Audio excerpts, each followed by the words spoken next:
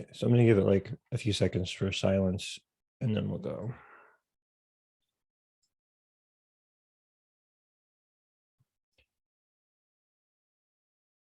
Over the past 2 years, the term immunology has pervaded our collective vocabulary um, due to pandemics and epidemics of proportions that none of us have ever seen before.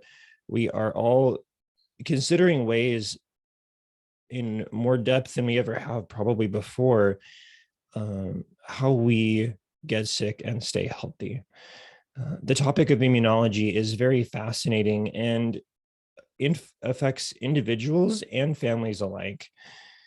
I am so grateful to I'm so grateful today to have with me on the Inherited Wellness podcast someone who I feel is a foremost expert in immunology.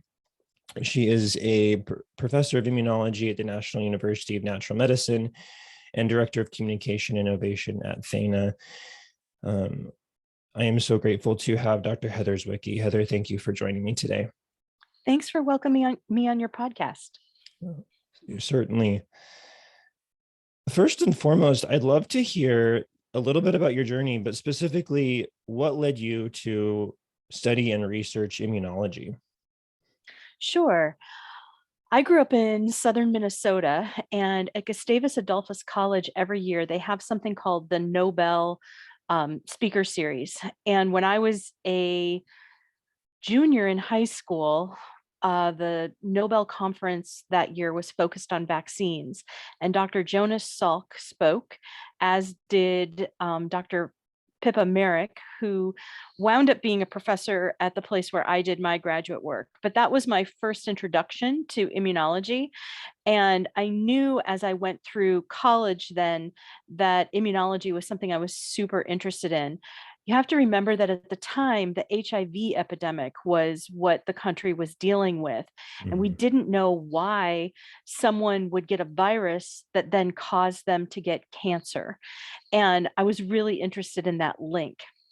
My undergraduate degree is actually in math, because the other thing that I'm interested in is how all these systems interact with each other and how the immune system interacts with the nervous system. So, as we think about the COVID epidemic, why are people developing long-term fatigue when they have an infection?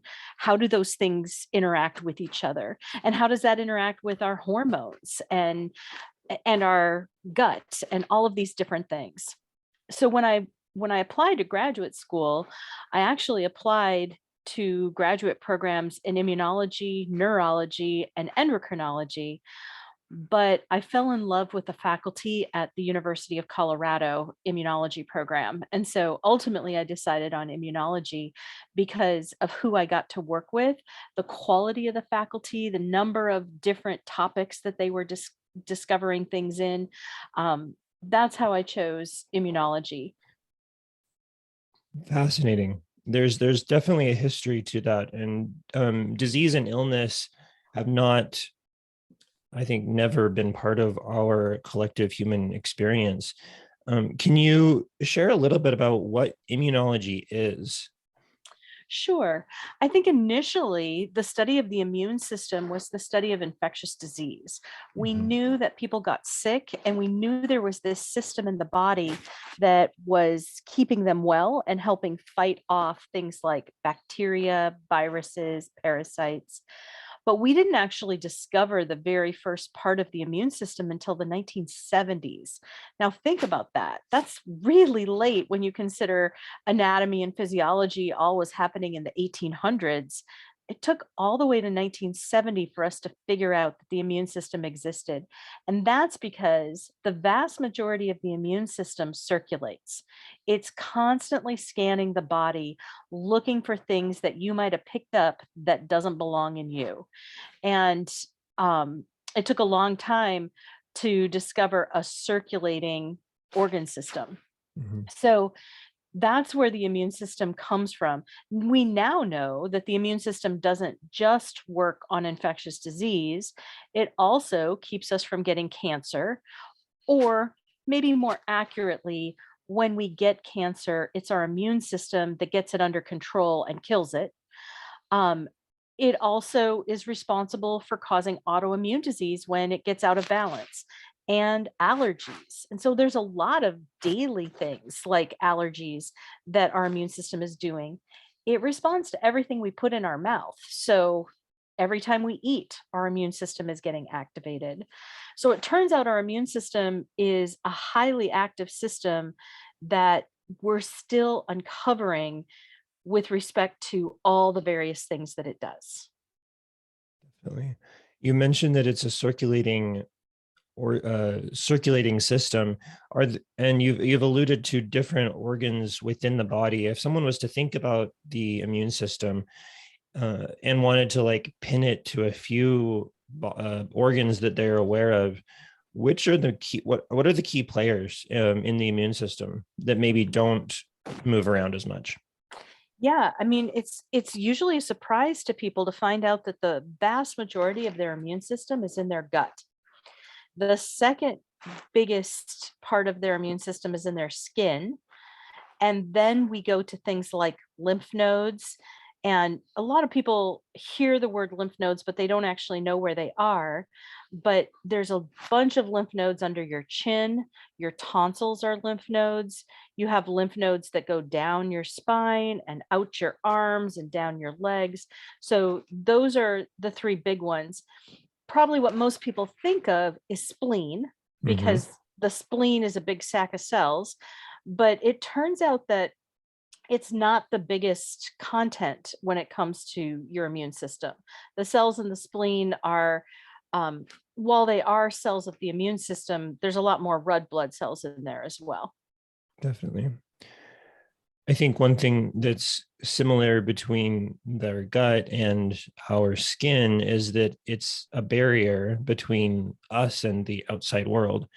And specifically with our gut, we're taking food in, and it's being assimilated. What are some of those mechanisms, both in our gut and on our skin specifically, that are involved in those immune defense regulatory processes? Sure. So every time we're exposed to something, it's up to our immune system to say, is this dangerous? Is this me? Is this something from the outside world? Is this thing from the outside world dangerous, or is it safe? And should I go into attack mode, or should I calm down in response to this stimulus? So, as you can imagine, if you're eating a piece of chicken, it's mostly safe. And so your immune system's job is to take in the chicken, look at it, and determine whether it's safe or dangerous. Now, if that chicken has salmonella, now your immune system has to say, wait, there's a microbe in here. This is dangerous. And it does that by recognizing the pattern of salmonella. So, over many years of evolution, our immune system has figured out that the bacteria that live in our gut are safe, but bacteria that come, like salmonella, on pieces of chicken from the outside world are dangerous.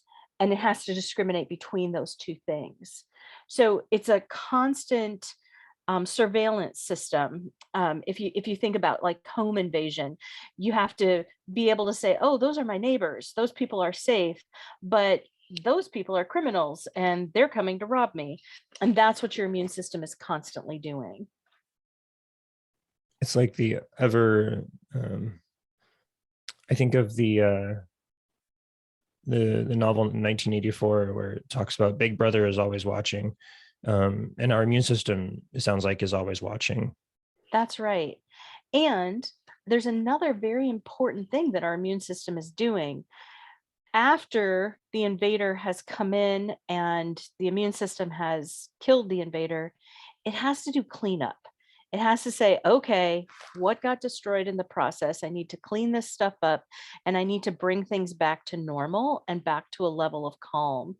And I think that's something that currently we also struggle with, simply because our immune system gets ramped up and then it stays ramped up for a very long time. And we call that inflammation.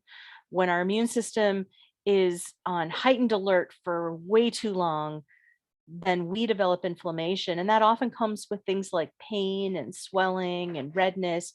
And it is our immune system.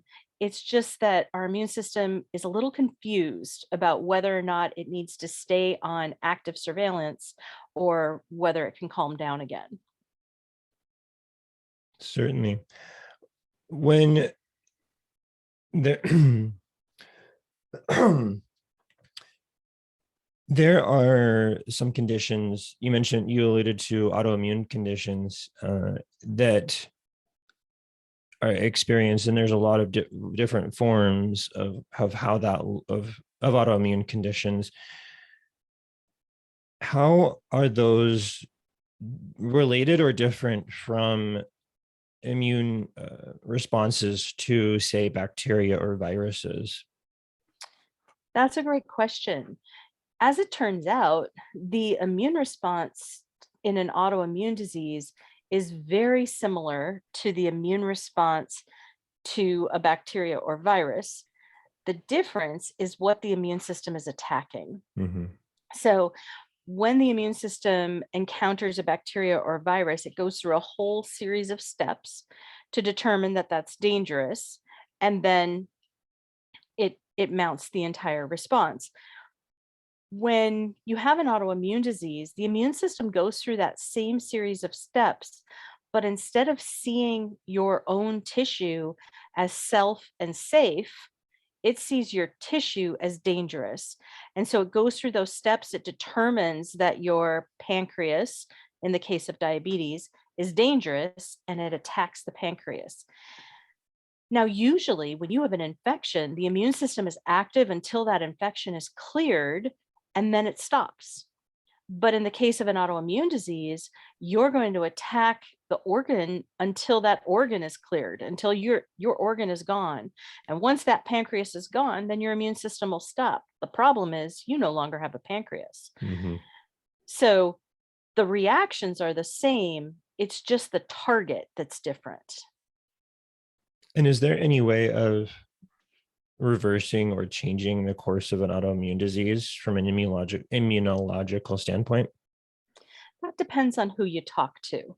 So in the case of autoimmunity, in conventional medicine, we would say probably not. That once you have an autoimmune disease, it's very hard to shut down that immune reaction. Now, we have a few drugs that we can use to block the immune response, Mhm. to block some of the things that the immune cells are making so that they're not as dangerous to the body. But most of conventional medicine would say, no, we can't stop an autoimmune disease once it's started. In integrative medicine, we use some different tools. And specifically, we use the fact that that your immune system is in your gut and that there are these cells in your gut that are supposed to bring your immune system back into balance. Mhm. These cells are called T regulatory cells. So T like tree, um, T regulatory cells can actually slow down your immune system. That's their job. Mhm. And usually, what they're doing is they're slowing down your immune system in case you're overreacting to some of the food you eat. But they can also slow down your immune system in an autoimmune disease. And so we've seen some really interesting cases over the last 10 years. People like Terry Walls Mhm. have reversed their multiple sclerosis using the concept of T regulatory cells.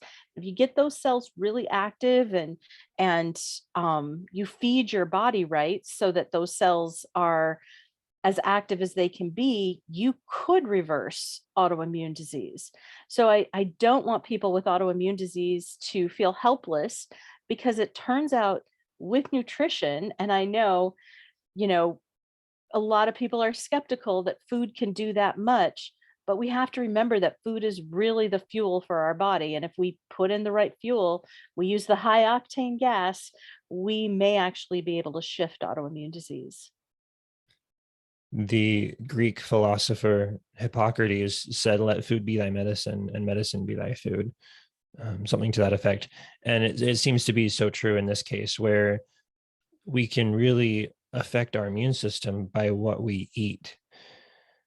Is that's what it, Yes. Yeah. And I think that, from that perspective, I think that most of us know that our body reacts differently with different foods we eat. We know that, you eat a high fat meal before bed and you're going to have indigestion and you don't feel good. You know that you eat sugar and then you crash, and that sugar high only lasts for a short period of time. Like, there are certain things that we recognize about our body with food, but as we are coming to find out, that food feeds the microbes in our gut, and those microbes interact with our immune system in ways we never imagined. The last 5 years of understanding the microbes in our gut has given us huge insight into our immune system and how our immune system develops and how it is sustained over time. we talked a lot about food. What are some of the other things that we do to influence our immune system, whether it's for increasing it or decreasing it? I imagine there's elements of exercise, of our sleep, of other just daily foundations of health. Absolutely. So all those things that affect health are going to affect your immune system. So food is one of the big ones. Exercise is a big one too. As you think about exercise, think about the fact that um, as exercise is getting your blood pumping and moving faster, it's moving all of those cells into circulation so that they're able to do their surveillance job more rapidly and more efficiently. Mhm. Sleep is a reset for our immune system. So when we think about inflammation, about the pain in our joints or neuroinflammation, dementia, Alzheimer's, Parkinson's, all of those sorts of things, we get a reset button every night when we go to sleep. And inflammation is supposed to slow down at that point. And if we're not sleeping well, not sleeping through the night, not going to sleep at a similar time and waking up at a similar time each day, all of those resets don't happen and we have more and more inflammation. Then there's a big influence on our immune system because of the relationship between the microbes in our gut and our immune system, and Mhm. that's chemicals. It turns out that chemicals that kill the microbes in our gut have an effect on our immune system because those microbes are constantly interacting with the immune cells. So here we think about things like pesticides, preservatives in our food. We think about diesel in the air and other air pollution, Mhm. just all of the chemicals that we interact with on a daily basis. I know in the 1950s, we used to say, better living through chemistry. Well, now we're recognizing that it may provide convenience, but it may not provide the health benefits that we're looking for. So, thinking twice before we throw a fabric softener into our laundry, which might make things smell good, but might actually suppress our immune system. Some of the other things that are good for our immune system are some of the vitamins that are out there. So, vitamin D is known to have a positive effect on our immune system. And we saw that with COVID as well. We saw that people who had healthy vitamin D levels tended to fight off COVID better than people who had low vitamin D levels. Vitamin C is another vitamin that has an effect on the immune system, as does vitamin A. And vitamin A has actually been shown to help decrease autoimmune reactions. So some of the main vitamins are also going to be beneficial for our immune system, as well as some of the minerals. So zinc is one that probably most people have heard of, but also selenium, really good for your immune system. So we've got food, we've got vitamins, we've got exercise, we've got sleep. The other big one, the elephant in the room that no one knows what to do with, is stress. We have to keep our stress to a healthy level of stress. Not saying no stress. No stress is unrealistic. And Mhm. certainly we evolved to have some stress in our life. But the level of stress and the things that stress us out have to change. So, driving in traffic, we got to not be stressed by driving in traffic, Mhm. right? That's something that we're choosing to be stressed about. It is a relative stressor as opposed to an absolute stressor. Your house burning down, everybody's going to be stressed about that. But some of the things that we get stressed about, standing in a long line at a grocery store, or some of the things that are less stressful, we got to lower it, because it turns out that that is having an effect on our immune system. Politics, we get stressed out about a political candidate, and our immune system thinks that we're encountering a lion. It doesn't know the difference. So when we recognize that, then we say, okay, let's lower those stress levels a little bit and get our immune system back to a healthy state. It's amazing how so many things in our daily life influence our immune system and our body. And I think we can see that in our other body systems as well. Um, how shifting a little bit, but how do genetic factors play into our immune system? Looking at kind of the immune system within a family, for example, with a shared genetic makeup. Sure. So probably the first biggest genetic influencer on the immune system has to do with immunodeficiency. Um, the most common immunodeficiency is a deficiency in a particular antibody.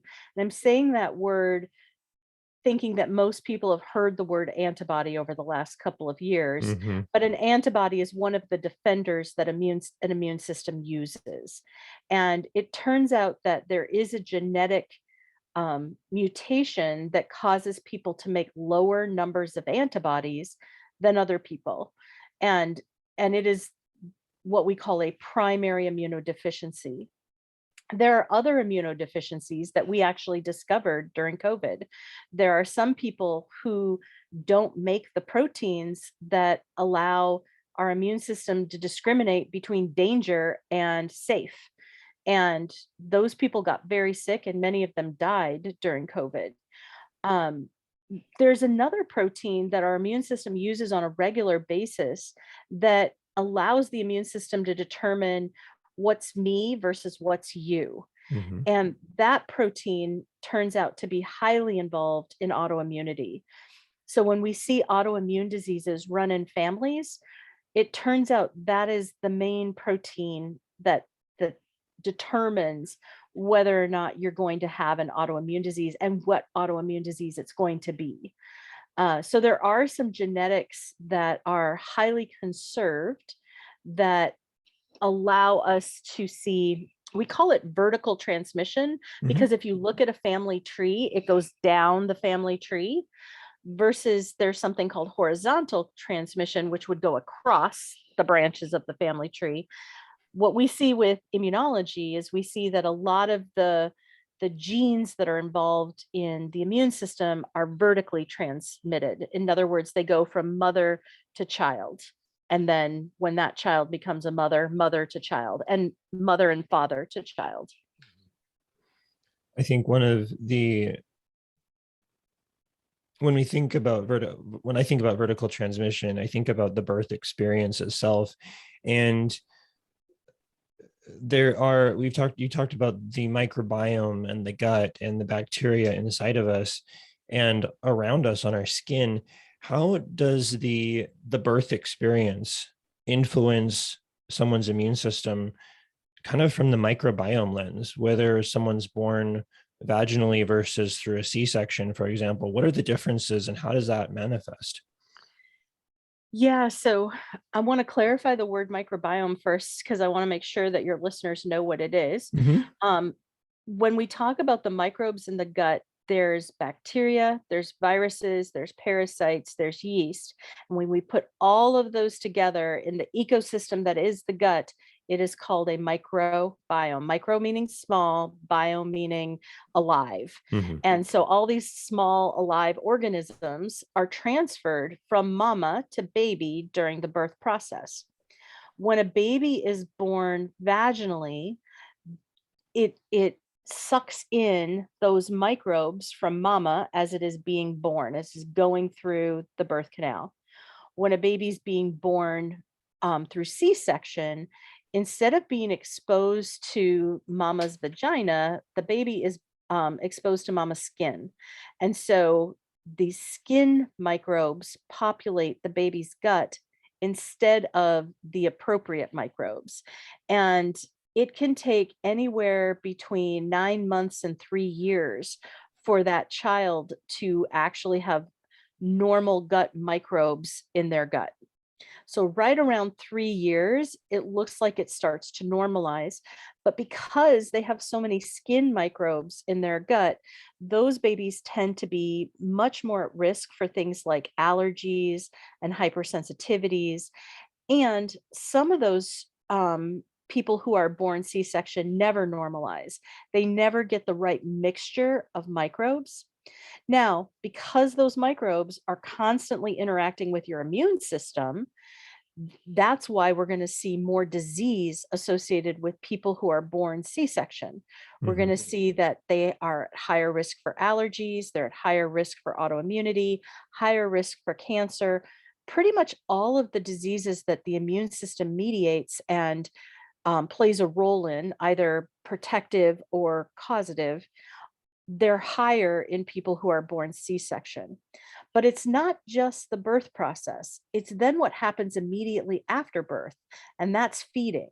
Hmm. So it turns out that breast milk is highly suited for making those microbes grow. It has particular sugars in it that feed our microbes and make particular microbes grow. And it turns out that the nipple, mama's nipple, has microbes on it too. And the baby is picking up those microbes off the skin and then feeding them immediately with breast milk. If a baby is fed with formula, now we've got problems again because we're getting different sugars. It's not that we don't have any sugar. We have sugar in formula. It's just a different sugar. So a different set of microbes grows as a result of formula. Those microbes are constantly interacting with the immune system. And so again, we see that the immune system shifts. It might become more prone to allergies as a result of feeding formula as opposed to breast milk. We know historically, based on the development of the immune system, there are certain windows. And we know historically that A, babies were breastfed until they were at least 9 months old. We can tell that based off of um, how the immune system shifts between 9 months and 12 months. Interesting. That's when we see a baby able to make a more mature immune response. We don't feed babies till they're 9 months old anymore. We don't breastfeed babies. The vast majority of women stop breastfeeding at 2.5 to 3 months. And that's because many of them are going back to work. We also know, B, that historically, babies were fed in tribes, and a baby actually was passed from woman to woman, and many different women would feed a single child.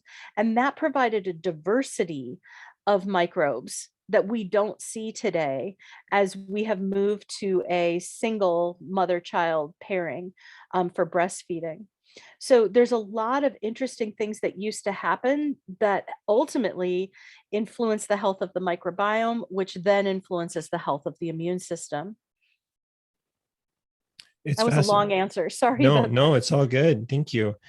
It's fascinating to view medicine and with the way our bodies developed in the context of anthropology and how we as a human species have evolved over time.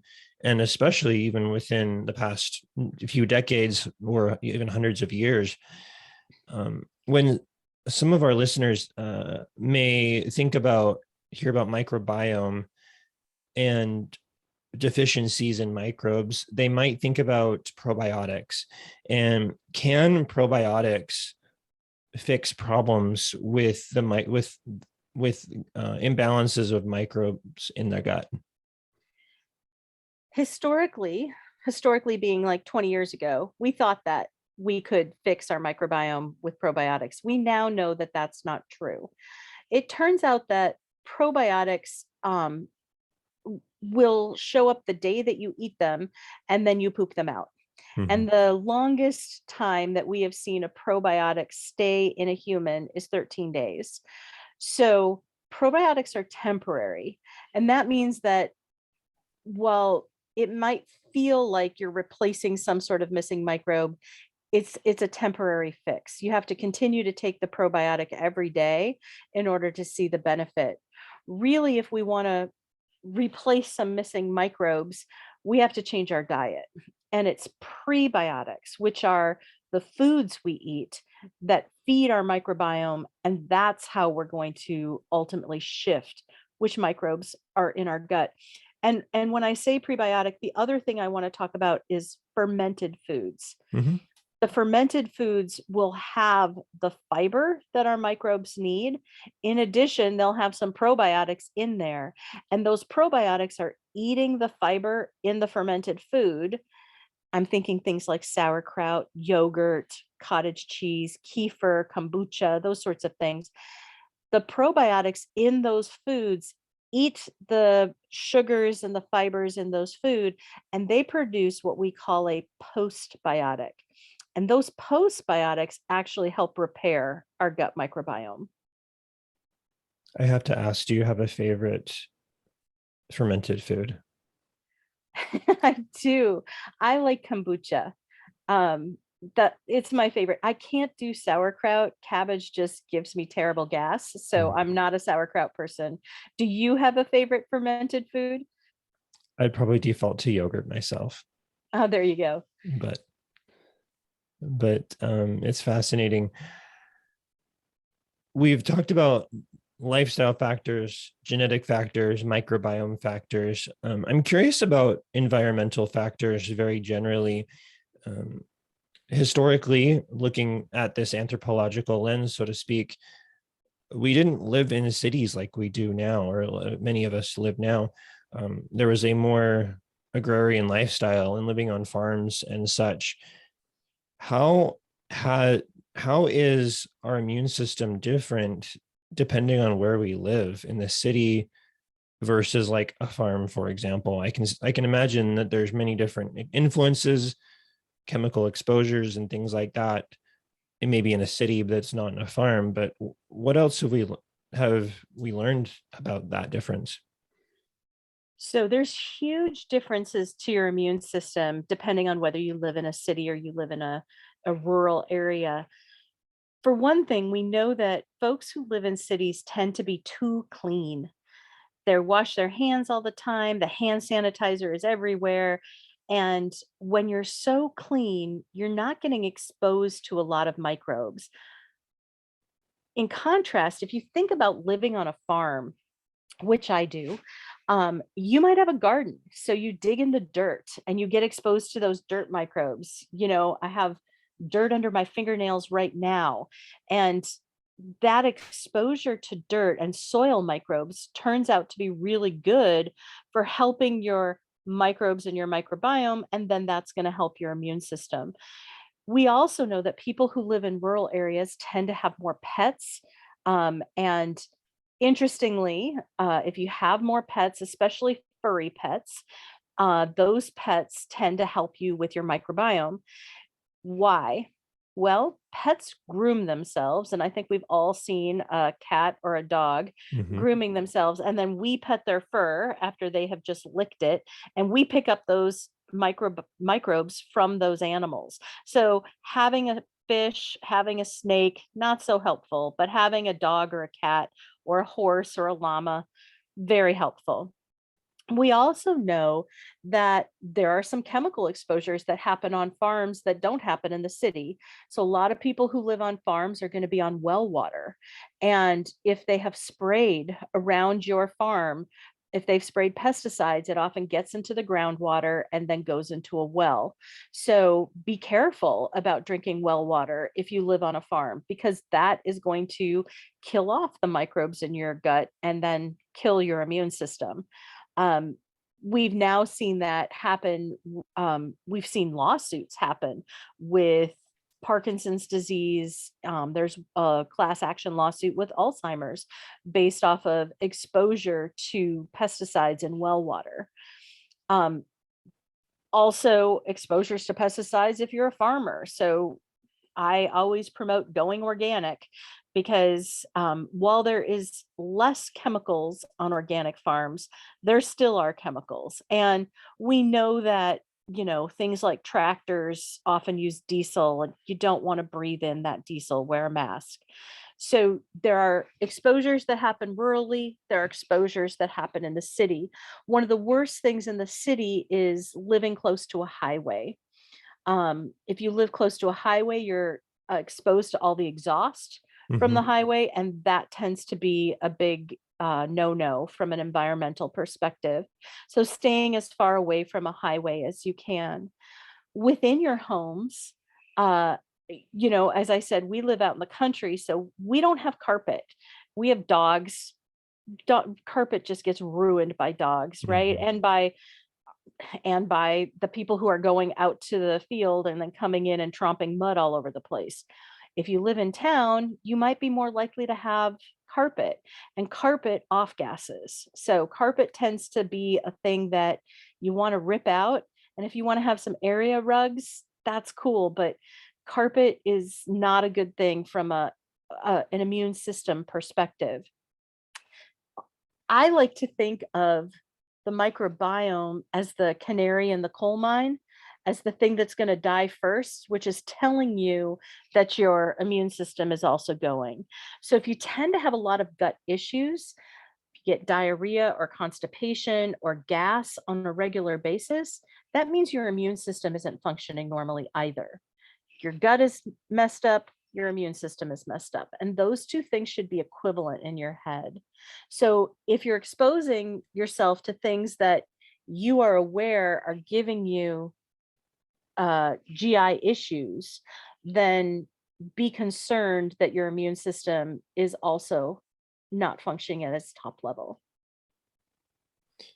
It seems like based no matter where we live, whether it's an urban environment, suburban, and rural, we're always going to have exposures, but it's how we manage those and try to minimize them the best that we can that can ideally lead to the best outcomes for our health, our family's health, and our immune systems.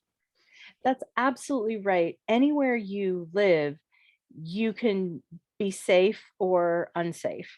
And and it's just thinking about, like, making conscious choices about, hey, I am going to go ahead and use this fertilizer, which might not be so good, but I'm going to eat an extra carrot to balance it out. I'm going to have some more prebiotics. I'm going to eat some greens. I'm going to eat some onions and some leeks. And that's going to help me recover from, using the hand sanitizer when I get on the elevator. We, as in talking about the COVID-19 pandemic, we've talked about, there's been a lot of conversation about how the immune systems of, say, elderly individuals are a lot different than the immune systems of younger teenagers, children. How does our immune system evolve throughout our lifespan?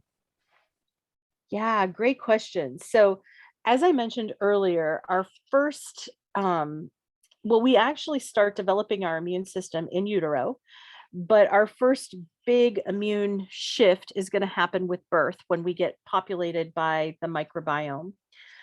We have another shift in our immune system at about 9 to 12 months when we're introducing solid foods and our immune system actually starts to mature. We get another shift right around 3 years, when our microbiome hits its maturity level. And then another shift around 7 years when our immune system starts to look like the immune system of an adult. As we go through puberty, our immune system doesn't shift as much. Our microbiome shifts a little bit. That's why acne and some of those things Hmm. happen at puberty. But the next major shift from age 7 all the way to around age 50 to 60, somewhere in that range, our immune system is an adult level. And if it's healthy and we don't have immunodeficiencies, we're able to respond to infections. And typically, as adults, we get somewhere around 4 infections per year. They are not major infections. Usually, that's like a 24-hour flu, some bug that we picked up that we're not feeling good for a couple of days, and then we feel better again. Hmm. Now, as you mentioned, as we age, we start to become what we call immunodeficient. We go through immunosenescence. Why is that happening? Well, one of the things that there's many theories out there, and it doesn't happen in everyone. So we're able to study who are the people who are more immunosenesced than people who are not. One of the big shifts is that people change their diet as they age. Um, they may have problems with their teeth. And so they stop eating crunchy foods like lettuce and carrots and those sorts of things. They may move into a care facility, an assisted living facility, and they're no longer in control of their diet. And that causes a major shift. But remember that anything that changes our diet is going to change those microbes in us. We also see that people tend to go on a lot of medications as they get older. They're developing things like cardiovascular disease, and so they're on a statin, and they might have depression, so they're on an antidepressant, and they're taking so many medications. And what we've recently learned, this is just 2018, so this is new information from a scientific perspective, but we've Hmm. recently learned that it's not just antibiotics that kill off the microbes in our gut. It turns out that many medications have an effect on the microbes in our gut.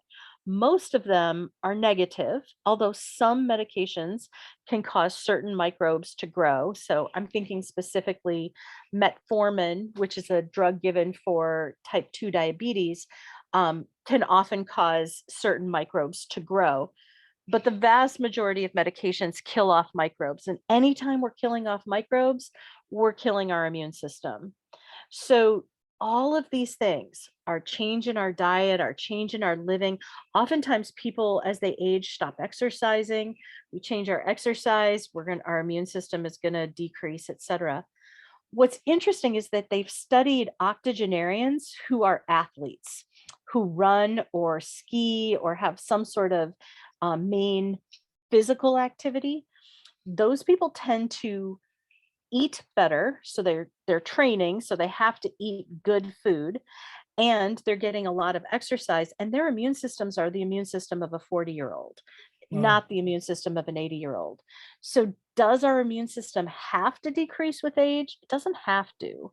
It's just that for the vast majority of humans, as we age, we're slowing down, we're changing what we eat, we're taking medication, we're not exercising. And all of those lead to are us being more susceptible to infection. And in fact, for COVID, what we saw is that people in their 80s were 600 times more likely to die from COVID. That's a huge increase in death rate compared to somebody in their 20s. So I think it's important. It tells us that we have to stay active if we want to have a healthy immune system throughout our entire lifespan. It really goes back to those lifestyle factors that we talked about earlier, the diet, the exercise, the sleep, the stress, and everything that little by little adds up for good or for bad, That's one right. way or the other. It's interesting. My husband's grandma is 93, and I asked her what her secret was to living a long life. And I thought she was going to tell me something about diet or something, and she said, if I can't do anything about it, I let it go. And I thought that was the best advice because it is truly the key for reducing stress. If you can't do anything about it, let it go. I love that.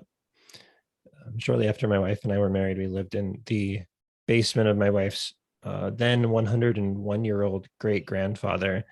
And he was still chipper, playing the marimba at care centers and eating his very healthy diet, including Oreos and root beer and chocolate. And he just loved life. And it was so cool to see how uh, nothing held him back from being happy and from helping others be happy as well. And I can't help but think that his immune system was good until the end, and he passed at 104, um, That's which amazing. is fascinating. Yeah, exactly.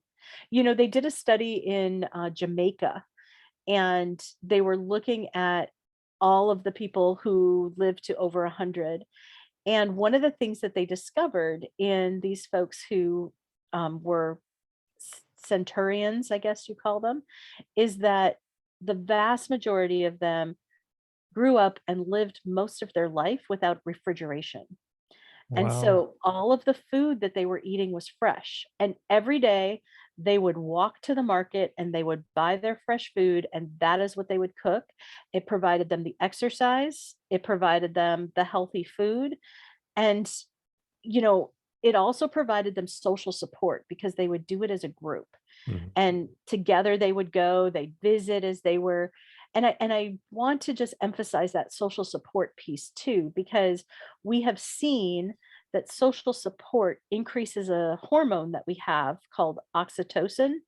And oxytocin is also good for your immune system. It decreases inflammation, it increases our ability to fight infection. And so never underestimate the power of having a good visit with a friend. that's wonderful. We've talked about so many different things today. Is there one big takeaway that you'd like our listeners to leave and remember as they go about their day? Oh, that's so hard from an immunological perspective. I think I think probably my biggest takeaway is that if something goes wrong, don't feel like it's your fault, and B, that it's unchangeable. Your immune system is turning over all the time, just like the microbes in your gut are. And I think we have a tendency to blame ourselves when we get a diagnosis. And I think we have a tendency to think, well, this is it. That's all there is. And the reality is, so much of this is malleable, it's changeable, it's stuff that we can do something about if we're willing to change lifestyle factors. So you have to have the flexibility to say, okay, I'm going to get rid of this stressor, or I'm going to change my diet, or I'm going to add exercise, or whatever it is. But it's not a death sentence, if you will. Mhm. So be ready to say, okay, I'm gonna make some changes. Those lifestyle factors are critical to the health of your immune system. I've definitely seen that in my own life and others, and I resonate with that. One last question as we wrap up is one that I like to ask my guests on the Inherited Wellness podcast is, what does wellness mean to you? I'd love your thoughts as an immunologist, and any closing thoughts you have. What does wellness mean to you? For me, wellness is the decision every day to live my best life. And that involves making healthy choices, right? Making healthy choices about what I put in my mouth. Even if I'm tired, as I was this morning, I get up, I go for that walk. Um, you know, wellness is a decision as opposed to something that happens to you. And it's an active state of being. Thank you so much.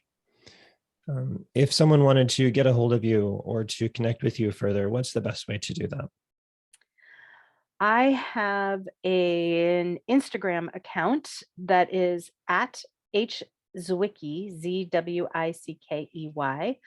I have an email at Thana, which is Heather at Thana, which is THAENA.com. Those are probably the best ways to reach me. I also have a website, heatherswiki.com, and that will tell you where I'm speaking and has lists to some of the podcasts I've been on. So that will be another way to find out more about me. Wonderful. Dr. Zwickey, thank you so much for your time and joining us today. Thanks for having me. It was a pleasure.